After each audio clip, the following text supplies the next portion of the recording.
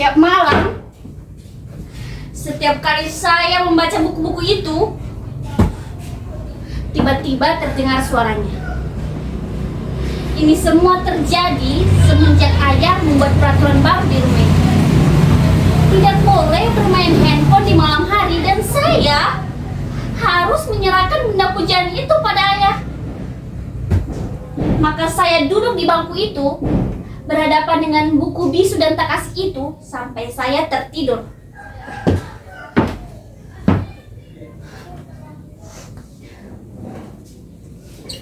Ayah atau ibu akan bergantian seperti tentara jaga malam untuk memastikan saya masih membaca sebelum waktu tidur tiba.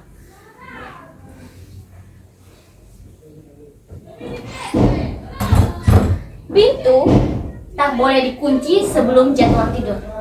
Itu peraturan kedua.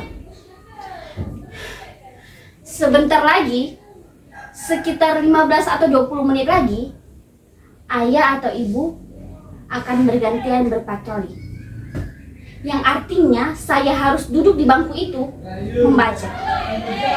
Tapi sebelum hal itu terjadi, izinkan saya untuk berbagi cerita kepada hadirin sekalian.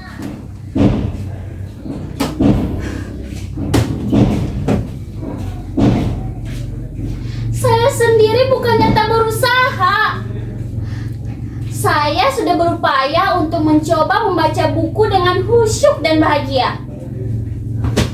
Saya sudah memotivasi diri dengan nasihat, kata-kata mutiara, bahkan kritik tajam.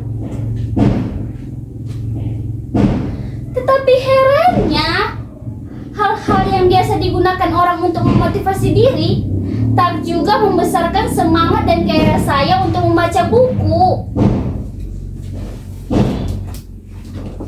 Gak nempel. Paling hanya bertahan 10 menit, lalu saya sudah menguap. Dan itu tidak mengurangi kerinduan saya untuk selalu bersama dan dekat dengan handphone saya.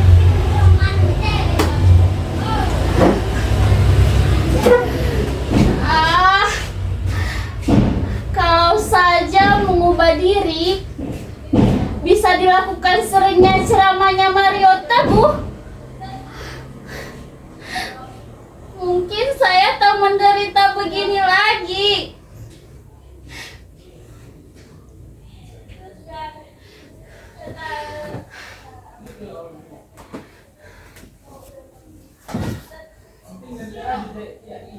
Apa? Kalian tak yakin saya menderita? Tak terlihat di wajah saya ini? Di sorot mata saya? Di seluruh tubuh saya? Ini bukan seperti pertunjukan monolog anak-anak SMA itu loh. Ini nyata. Saya memang menderita. Bahkan jika penderitaan ini saya tuangkan ke dalam sebuah puisi, saya kira saudara-saudara tak akan kuat untuk membacanya.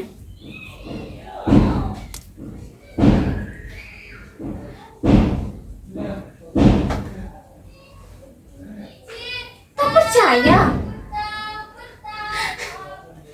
Saudara-saudara tak percaya saya menderita?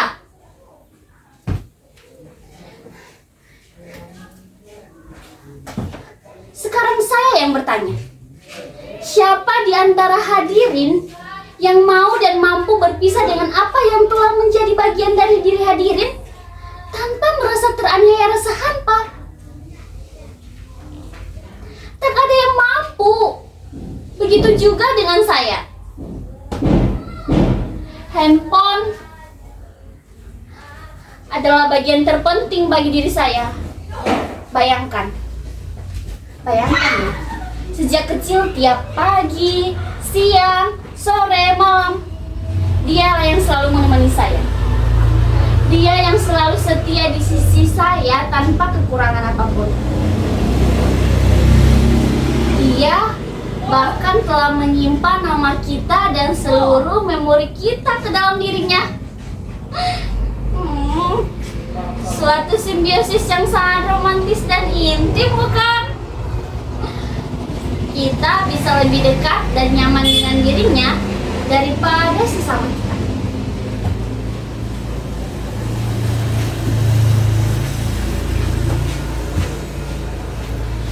Itulah mengapa berpisah dengan dirinya meski cuma saban malam seperti melewati tahun-tahun kesepian.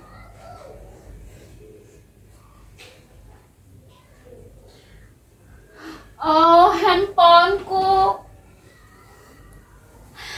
Betapa berat dan panjang jalan yang harus kutempuh untuk kembali bersamamu.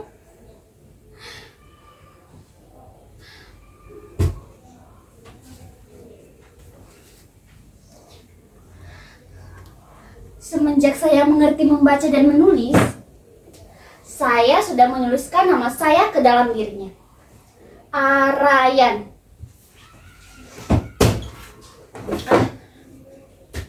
Saya sih sempat berganti partner dari HP yang satu ke HP yang lainnya.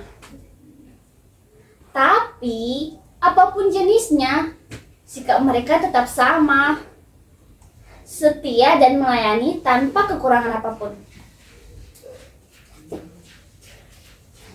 Coba bandingkan kesetiaan dan konsistensi mereka dengan kita. Jika berganti partner, berganti pula kebiasaannya. Apalagi tuh pergantian pimpinan. Bisa semakin baik atau malah makin anjlok mutunya.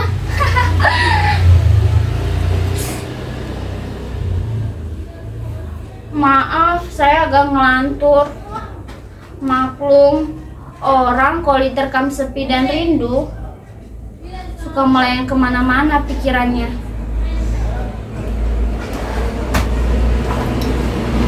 Jadi bagaimana? Sudah cukup jelas kan penderitaan saya? Saya menderita bukan karena berpisah dengan dirinya saja, tetapi karena saya dihadapkan pada dua keadaan secara bersamaan. Di satu sisi, saya tahu banget ayah dan ibu bertujuan baik agar saya bisa sukses dengan prestasi. Tapi di sisi lain, saya sudah terbiasa hidup sejak kecil dengan dia ada di dada saya. Saya terbiasa tidur dan dia baring di sisi saya.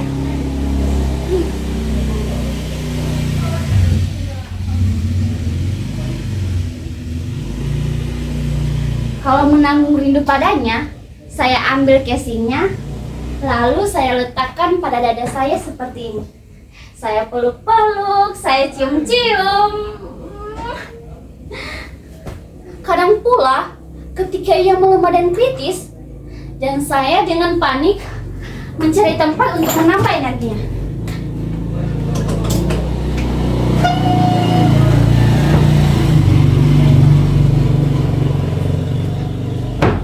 Ia telah membuat hidup menjadi lebih mudah, simpel, dan lebih cepat. Ia tak akan membiarkan kita menunggu lebih lama. Ia memberitahu kita apa saja dengan cepat dan ringkas tanpa harus menggerakkan tenaga banyak.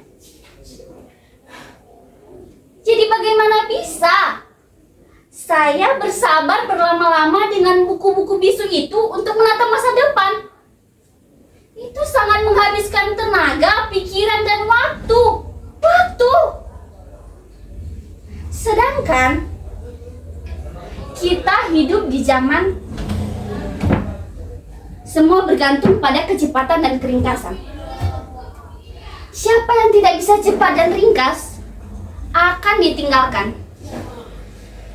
akan menjadi fosil penghuni museum dan peradaban.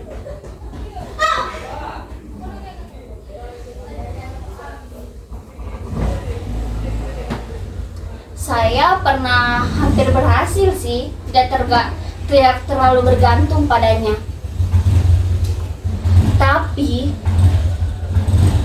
saat saya memergoki ayah dan ibu pada suatu malam, sedang duduk asyik dan begitu intim dengan handphone masing-masing,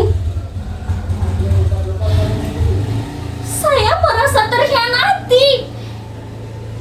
Sejak saat itu, kemampuan saya untuk berpisah dengannya semakin menurun.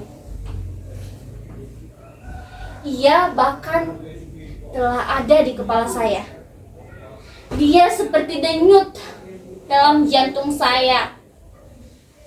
Saya sudah teramat dalam mencintainya.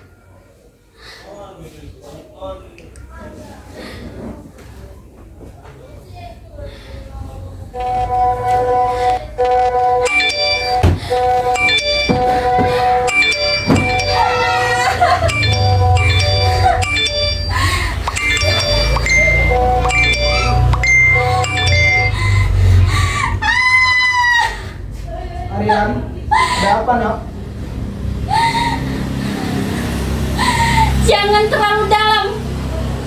Jangan terlalu dalam mencintainya. Atau kalian akan menderita seperti saya.